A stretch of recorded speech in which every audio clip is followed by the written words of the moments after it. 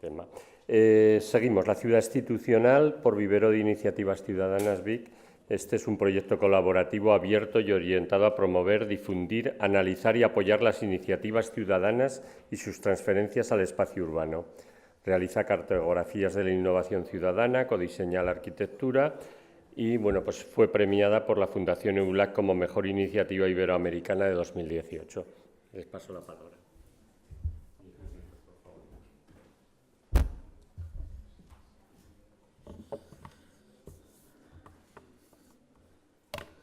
Bueno, buenos días. Bueno, después de escuchar a Bianca es muy difícil volver a hablar, pero ahí lo voy a intentar.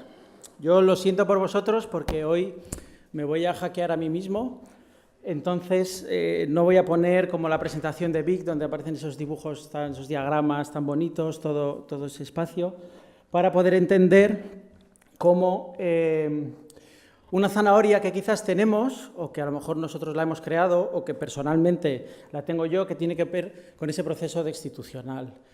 Los procesos institucionales no hay una institución frente a una institución, no hay algo que podamos hacer, sino hay un ensamblaje diverso donde todos podemos y todas formar parte en contextos determinados. Esto tiene que ver con la ciudad institucional. Nosotros la hemos visto y la hemos vivido, la hemos conocido cuando había procesos institucionales en España y en Madrid, por ejemplo, desde la plataforma antidesahucios y todas las iniciativas que convergen y convergían en un objetivo común, pero desde distintas formas de aproximarse a él. No hay un proceso institucional fuera de ese ensamblaje de iniciativas que van a objetivos diversos, ¿no? Yo lo que quiero hoy es contaros en un caso más complejo, menos doloroso y de una forma más sencilla, cómo es este proceso y cómo llegamos a él, pero desde algo muy cercano. No quiero abstraerme ni voy a entrar en términos teóricos de Michel Serres, etc. Este verano, os voy a contar una experiencia de este verano. Estos son mis hijos, Manuela y León.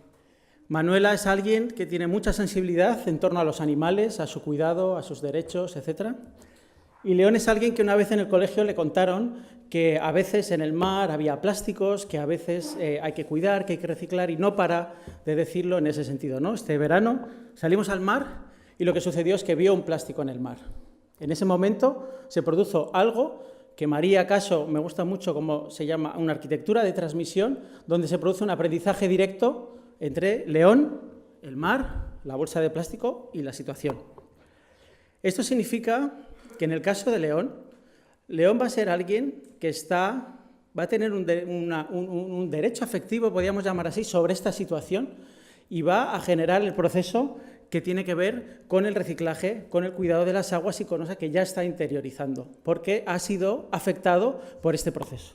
Esta condición que en el vivero hemos desarrollado tanto, que tiene que ver con el urbanismo afectivo, tiene que ver con que no hay cambio si no nos hackeamos a nosotros mismos, también en el proceso de determinadas acciones, afecciones, etc., ¿no?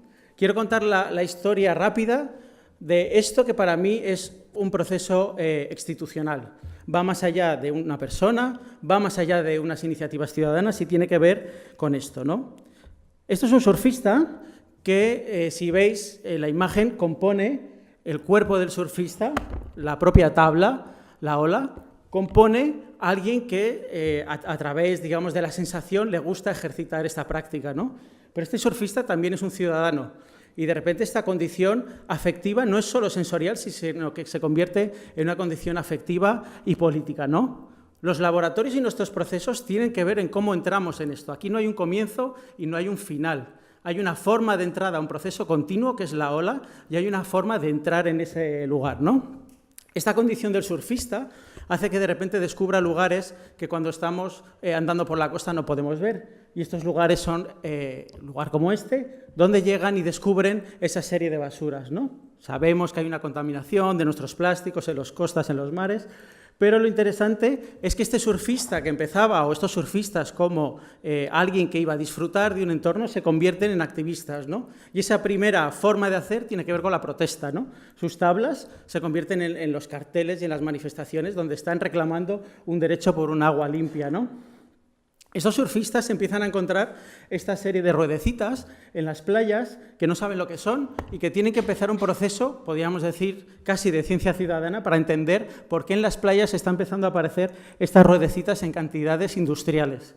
Se dan cuenta que no solo pasa en una playa, sino que pasan en muchas playas y en distintos lados de la costa. Empiezan a mapear dónde están, en qué lugares y qué tiene que ver uno con otro, ¿no? Y se dan cuenta de que cada vez que llueve mucho, estos lugares empiezan a tener más cantidad de millones de estas ruedecitas. Nadie tiene respuesta a este hecho y lo que sucede es que cuando llueve, el mar se contamina. Y llegamos a la caja negra de este asunto, ¿no? Hay un lugar donde de repente se dan cuenta que estas cosas provienen de estos lugares y son los sumideros donde los pueblos, las ciudades, vertimos el agua cuando rebosa con la lluvia y se mezclan aguas limpias, se mezclan con aguas sucias y sucede que van y las dejamos ir al agua, ¿no? Esto sucede, parece que hoy es muy fácil hacer la red separativa de la red otra, pero todavía sucede en cantidades industriales, en miles de pueblos, de sitios de la costa, ¿no? Como con estos lugares, ¿no? Estas piececitas son unas piezas que se sustituyen a unas piedras volcánicas que se ponen en las depuradoras para que las bacterias hagan más fuerte la depuración que tienen que tener. Lo hemos sustituido por plástico y los plásticos aparecen en el agua, ¿no? Como algo visible. Él es un surfista que creó una escuela de surf, pero que se dedica a recoger, a analizar y a trabajar con este tipo de procesos, convirtiéndose en un activista medioambiental más allá del surfista y de la escuela de surf que tiene, ¿no? Y no solo es lo visible, sino que tiene que ver con lo invisible, tiene que ver con qué no estamos viendo cuando vemos ese agua que está en ese lugar, más allá de las piezas, ¿no? Son los casos de estos niños cuando eran surfistas que recuerdan ahora mismo cómo les dolían los oídos, cómo tenían los ojos hinchados, cuando no sabíamos, a mí me pasó, cuando era pequeño, en las playas qué había para que nos infectáramos de esa manera. De este también se produce otra condición que tiene que ver directamente no con lo afectivo, sino con ser una persona afectada por una condición. Y esta afección va a detonar la posterior acción. Tiene que ver con las bacterias, tiene que ver con las personas que se dedican a ver ese agua, qué es lo que tiene, cómo lo contemplan los microbiólogos que trabajan por saber qué es lo que no estamos viendo, ¿no? Al final, llegamos a la cuestión de siempre, que no es solo una cuestión de dinero, ¿no? La industria del agua, que existe en todos estos procesos de costa, valora en el caso de Inglaterra, porque estamos hablando de un proceso más institucional, transnacional, por lo tanto, en un montón de dinero los cambios que habría que hacer para tener este proceso diferente, ¿no? Cuando al final las empresas que nos abastecen del agua, como empresas que podríamos tener como futuras empresas del Procomún o de las cosas comunes, todavía se embolsan un profit for the year de un montón de dinero.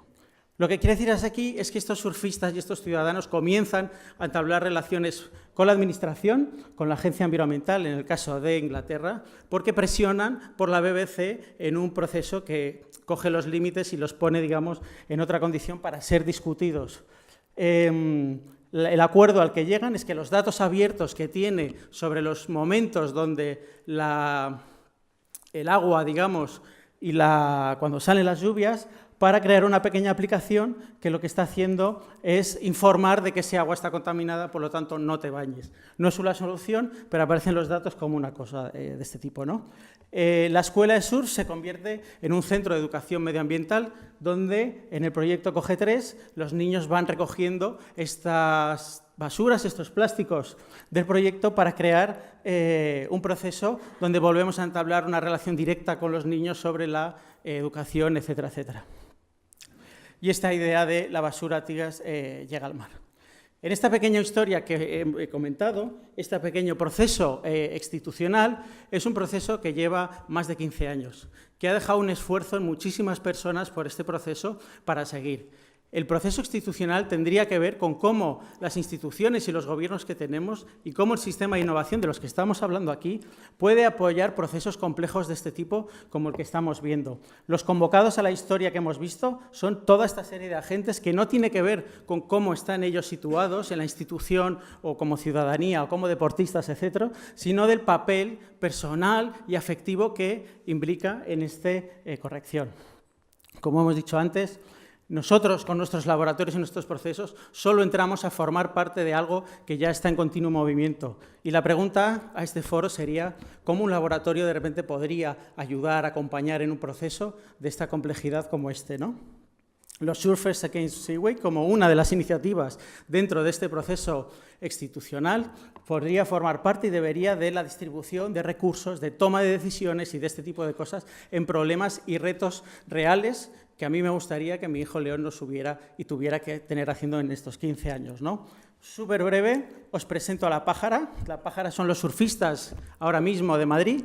Es una de las iniciativas que ha estado trabajando y sigue trabajando en el proyecto de Mares de Madrid, un proyecto que personalmente consideramos un proyecto protoinstitucional, en el sentido de que nosotros, por ejemplo, como Vic y 7 agentes más, formamos parte como actores socios del propio proyecto. Alguien como nosotros, que somos una cosa muy pequeña, puede ser socio de un ayuntamiento como el de Madrid, con lo cual podemos inyectar políticas muy diferentes a estos procesos, entendiendo que hay una distribución diferente, ¿no? En el caso de La Pájara, de forma muy específica, tratan de solucionar los temas que tienen que ver con la movilidad de las cosas y en su propio hackeo personal, como gente que estaba trabajando en Deliveroo y en estos procesos donde estamos hablando de esta economía, es capaz de generar un proyecto que agrega y que modifica todo lo que tiene que ver, en este caso, con la ciclologística urbana y la ciudad.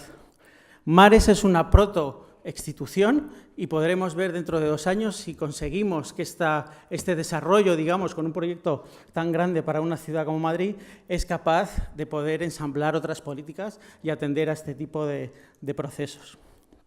Y nos hacemos esta pregunta para terminar. ¿Cómo podemos sostener de verdad la innovación en el tiempo, más allá de seguir luchando y seguir pensando, como miles de iniciativas están pensando en transformar los procesos, los medioambientes y las cuestiones sociales donde habita? ¿Dónde podemos unir afectos, economía y ecología en los procesos que estamos teniendo? Si un laboratorio es la búsqueda en realidad de la experimentación y no de la reproducción y la repetición de procesos una vez que lo podemos hacer, ¿cómo continuamos con esa idea de producción, de innovación?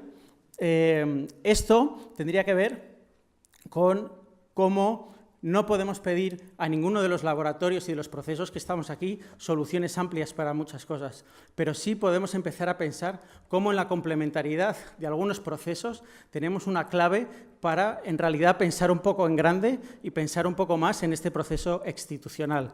En Madrid hay miles de cosas interesantes, pero hay unas iniciativas ciudadanas que siempre son la fuente de conocimiento y de innovación para nosotros, un ecosistema como el Media Lab que permite que los proyectos puedan expresarse y un proyecto que permite que esa economía pueda surgir de todo esto, ¿no? En verdad, en la ciudad institucional, y hago una llamada de atención, el laboratorio se está institucionalizando. Y sí, he terminado. He terminado. Muchas gracias.